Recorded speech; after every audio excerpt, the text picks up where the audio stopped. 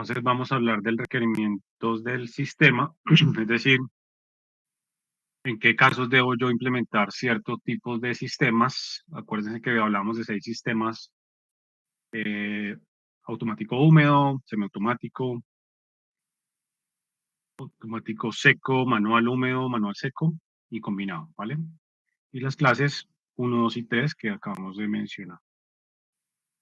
Entonces, antes de indicar pues dónde implementar esos sistemas, recordemos que en NFPA pues existen tres tipos de documentos.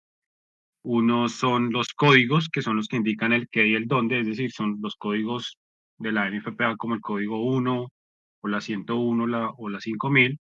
Son códigos que indican qué se debe implementar y dónde se debe implementar. Es decir, yo tengo un edificio de gran altura, que sería el dónde, y me indica qué debo implementar. Las normas como esta que estamos trabajando, que es la NFPA 14, indican es el cómo.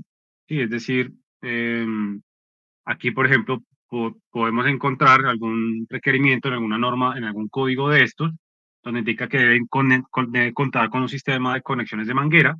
Si no especifica qué tipo de clase, podríamos asumir que podríamos poner un sistema clase 1, clase 2 o clase 3. Eso ya sería un análisis que habría que entrar a hacer con mayor profundidad, pero es importante tener claro que lo que estamos, digamos que antes de entrar a diseñar un sistema de tuberías verticales, tenemos que tener claridad cuál es el código sobre el cual estamos basándonos para definir qué tipo de sistema vamos a implementar. ¿Listo? Edwin pregunta, ¿cuáles son las diferencias entre las clases 1, 2 y 3? Edwin, Edwin, recordemos, la clase 1 es válvula de 2,5 para cuerpo de bomberos entrenados. La clase 2 tiene estaciones de manguera, que es la válvula y la manguera de 1,5, y la clase 3 es una clase que entrega los dos servicios anteriores, o sea, la clase 1 y la clase 2. ¿Listo? Entonces, simplemente aquí como un ejemplo, en la, mm, en el código de la NFPA 1, esta imagen es tomada de la última edición. Entonces hay un capítulo de requerimientos de protección contra incendios y dice que los sistemas clase 1 deben ser sistemas instalados en concordancia con lo que indica acá. Entonces habla de que para edificios de 4 más o más eh, niveles requiere estar protegido por un edificio, por un sistema clase 1. Cuando habla de tres niveles o más, para edificios no protegidos con un sistema de rociadores, también debe tener un sistema clase 1.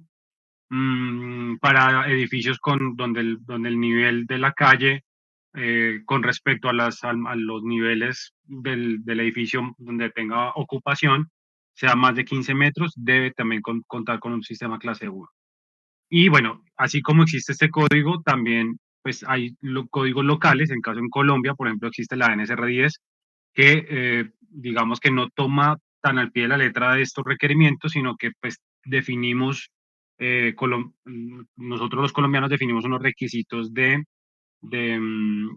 conexiones para manguera en función de los edificios, en función de si es un edificio residencial, si es una bodega de almacenamiento. Tenemos algunos errores, hay que decirlo abiertamente, en Colombia con la NSR10, porque para ciertas edificaciones indica que se deben poner conexiones de manguera, perdón, conexiones de manguera según NFPA 14. Y esto lo menciono no pues para hablar puntualmente de Colombia, sino que hay que tener claridad de la diferencia entre un código y una norma, ¿sí?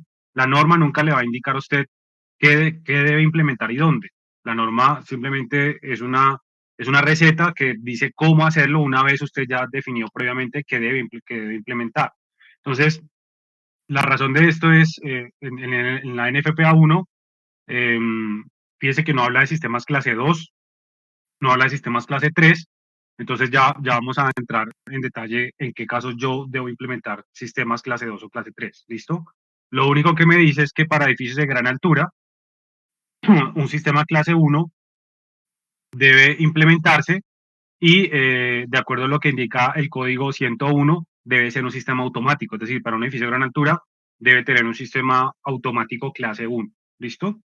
Entonces veamos ya los detalles, digamos, en dónde se requiere, en dónde se requiere sistemas clase 1. Entonces, dice que los sistemas clase 1, donde usted los haya definido, o donde el código local lo haya definido, dice que pueden ser tipo automático, semiautomático o manual, ¿sí?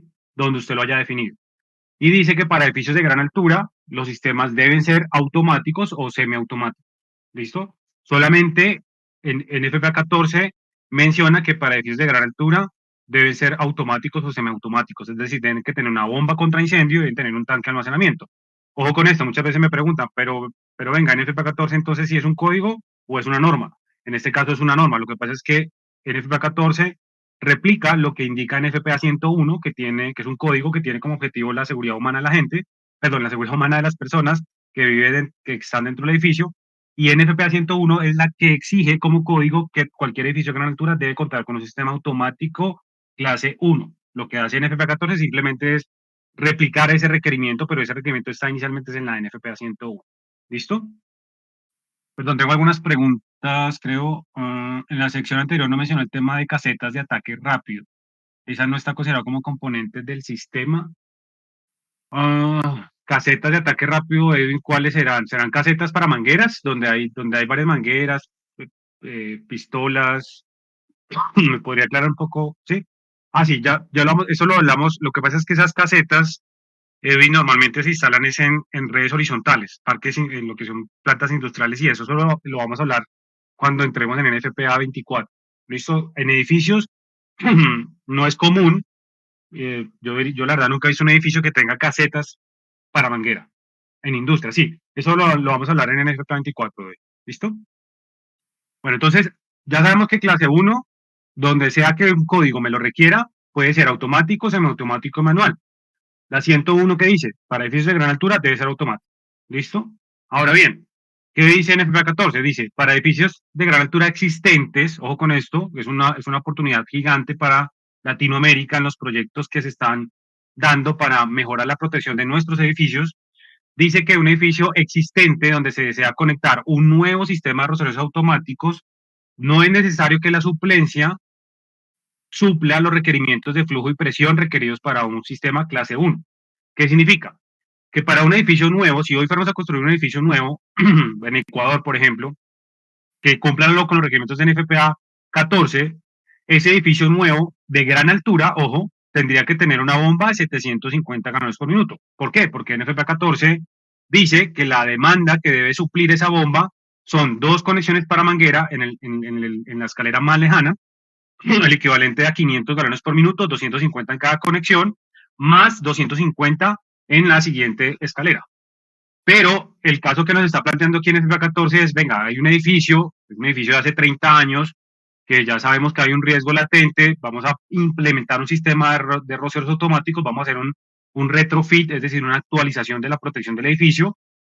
En ese caso, nos permite para ese edificio de gran altura que la bomba supla solamente los requerimientos de un sistema de rociadores automáticos. Entonces, en ese caso, el sistema de tubería vertical va a ser manual húmedo, es decir, va a tener unas siamesas y esas conexiones de manguera van a depender del cuerpo de bomberos, pero la bomba solo va a tener como alcance los rociadores automáticos. Ahora la pregunta es ¿por qué? Bueno, porque los rociadores automáticos son los sistemas más eficaces que han logrado controlar han logrado controlar los incendios estadísticamente, y lo que busca la norma es darle una facilidad a un propietario de un edificio de gran altura de hace 30 años que sabe el costo que le implica implementar un sistema contra incendio.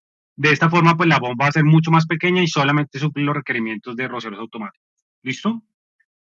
Fíjense acá, ¿qué dice aquí? Clase 1 debe ser tipo húmedo, excepto en áreas de peligro de congelación. Entonces aquí sí corrobora lo que les mencionaba anteriormente, que no pueden ser sistemas secos, tienen que ser húmedos y tienen que estar presurizados. ¿Listo?